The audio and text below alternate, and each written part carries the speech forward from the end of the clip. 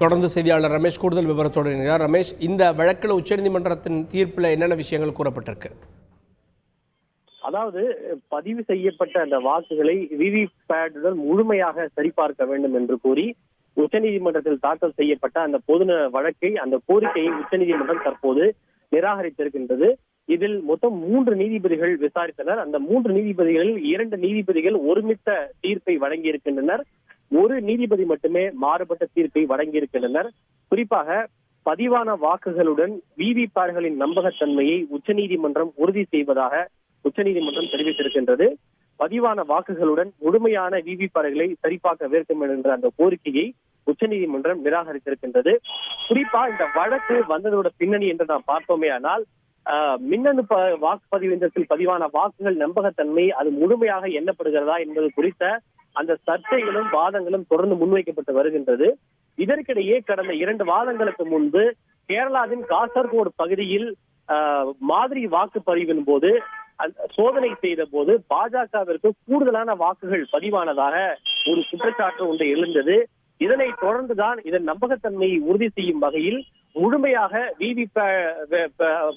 பதிவு செய்யப்பட்ட வாக்குகளை விவிபேட்டுடன் முழுமையாக எண்ண வேண்டும் என்று கோரி உச்சநீதிமன்றத்தில் ஒரு பொதுநல வழக்கு என்பது தாக்கல் செய்யப்பட்டது. மனுதாரர்கள் தரப்பில் மூத்த வழக்கறிஞர் பிரசாந்த் பூஷன் ஆஜராகி சில வாதங்களை முன்வைத்திருந்தார்.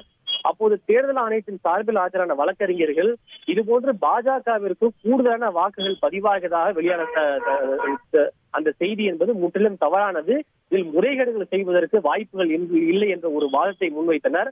தொடர்ந்து தேர்தல் ஆணைய அதிகாரிகளையும் உச்சநீதிமன்றத்தில் ஆஜராக செய்து தங்களுடைய சில சந்தேகங்களையும் நீதிபதிகள் கேட்டு பெற்றனர். இருதரப்பு வாதங்களையும் பதிவு செய்து கொண்ட நீதிபதிகள் நேற்று முன்தினம் தேதி குறிப்பிடாமல் இந்த தீர்ப்பை ஒத்திவைத்த நிலையில்தான் தற்போது இதில் தங்களுக்கு நம்பிக்கை இருக்கிறது என்று கூறி முழுமையாக எண்ண வேண்டும் என்ற அந்த கோரிக்கையை உச்சநீதிமன்றம் தற்போது நிராகரித்துள்ளது.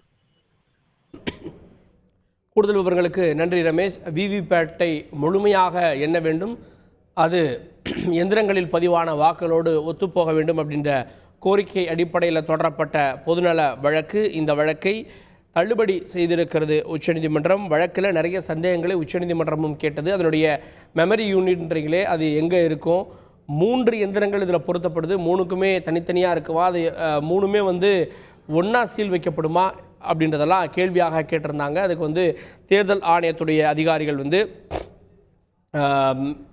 அன்று மதியமே விளக்கம் கொடுத்தாங்க. இந்த சூழலில் தான் இந்த வழக்கை முழுமையாக விசாரித்து தற்போது இருக்கக்கூடிய விவிபேட்டுகளுடைய நம்பகத்தன்மையை மீண்டும் உறுதி செய்திருக்கிறது உச்சநீதிமன்றம். செய்திகளை உடனுக்குடன் தெரிந்து கொள்ள உடனே சப்ஸ்கிரைப் பண்ணுங்க.